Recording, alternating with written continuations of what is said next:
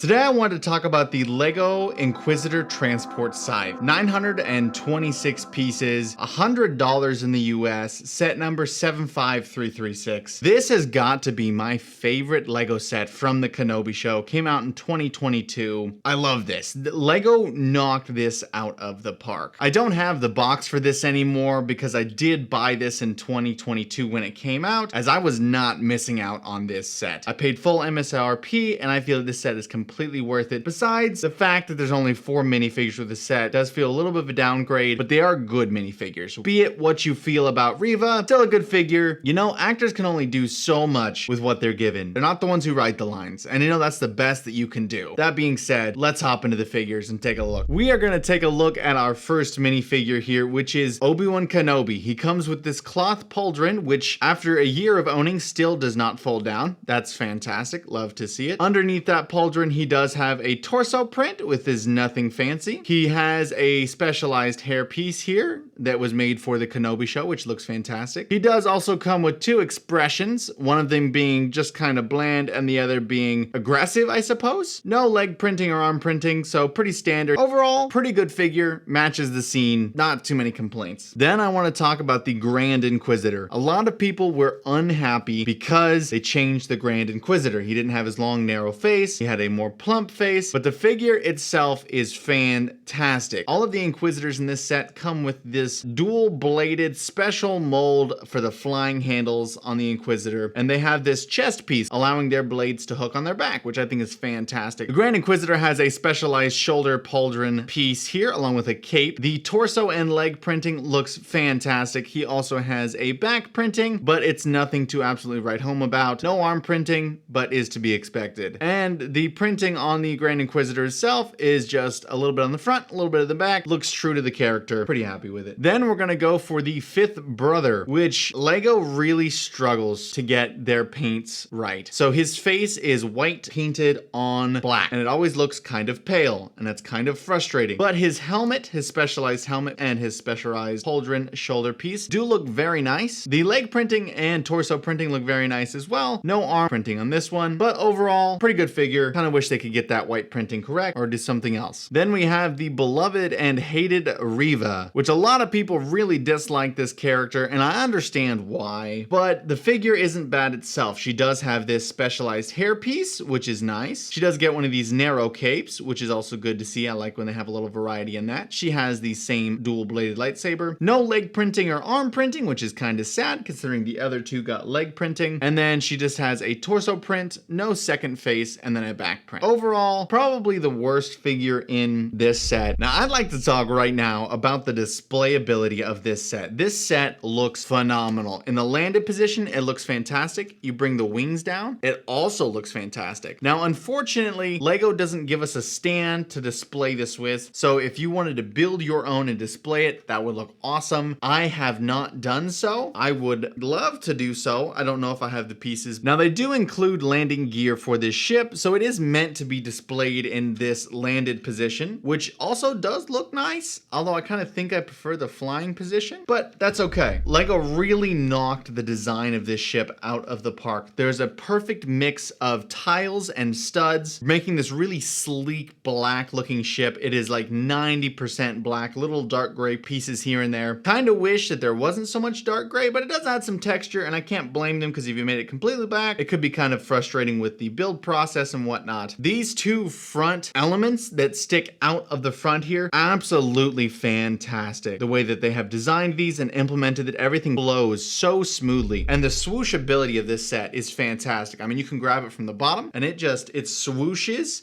It's fantastic, dude. The only gripe is that these feet don't fold up. They're always there. Now, given you can take them off, you can remove these feet, and it's not even that difficult. It's just a little axle with a piece that goes through. There are people who have developed feet that do fold in, if that is something you're interested in, which I've also thought about doing, but I kind of like the purist side of the Legos. Now, the underside of this ship is pretty hollow, but that did not stop LEGO from giving us a phenomenal interior. We're going to open up the windscreen and the entire thing opens, and then you come into the middle and the 2 side pieces fold open. So much access. This is fantastic. You can put your Inquisitors in here. Now you might think this looks kind of awkward with 3 sabers sticking way out, but you can actually remove the blades and stick them in the other spots, which allow you to close this entire thing off. But overall, it closes so close that you wouldn't be able to tell. Like it is so darn close that it's good enough. It's good enough. But yeah, that being said, you can take these back out. And if you decide that you don't want to put your sabers in those spots, you can also use them to put good old Kenobi. Let's say the Inquisitors have captured Kenobi and they wanted to stick him on the ship. They can do so. They just plop him right down in there and the top will close just fine. No problem. So you can capture Kenobi on the Inquisitor Scythe and it looks fantastic. Now, obviously, if you haven't seen Kenobi, spoilers, that doesn't happen. Probably should have seen it by now. Been out for a little while. And LEGO did accommodate the shoulder pieces with the hooks in this set. They gave an extra space for the Inquisitors to go ahead and sit. So being access to the top of this is a lot of the play function, which is fantastic. There are still some more play features. So if you go ahead and load your Inquisitors in, you close this up and you pick up your ship and you're ready to go. You're all locked and loaded. You're ready to fly and go take out some good guys, spring-loaded shooters. So you go. So you've got one under each wing, one over here, and one over here. Don't mind the dust. She's been on display. This is the best display piece that LEGO has come out with the Kenobi show. The ship is fantastic. Figures are great. Great playability. Very sturdy in its design. It looks fantastic. I love the menacing drop-down wings. All of it looks fantastic. And the one last play feature on this set is the very front, which is the opening hatch that allows your figures to come right up on in and go straight into the ship. Now, there's not a clear passageway for the figures to get up into the ship, but the thought and the play feature of the front door opening and having your figures walk up in just like on the show is absolutely fantastic. LEGO did not cut corners on this one. The only place they might have cut corners would be the feet. Maybe the feet is where they cut corners, but not in my book. In my book, she's beautiful because this ship just checks all the boxes for me. The figures are fantastic. The ship looks amazing. The play features are great. The interior space is detailed and awesome. There's panels, there's places to sit your figures, there's places to put the sabers. It's just overall what I think most Star Wars ships should be. I know a lot of people don't like this Grand Inquisitor because he doesn't match the one we had in Rebels, and this is the live adaptation. For $100, this is great, but if you could get this on sale, $80, $75, absolutely pick this up because even for the ship alone, it is a fantastic build. LEGO really did not hold back on this one. I really like it. Make sure to like and subscribe, guys, and I'll catch you later.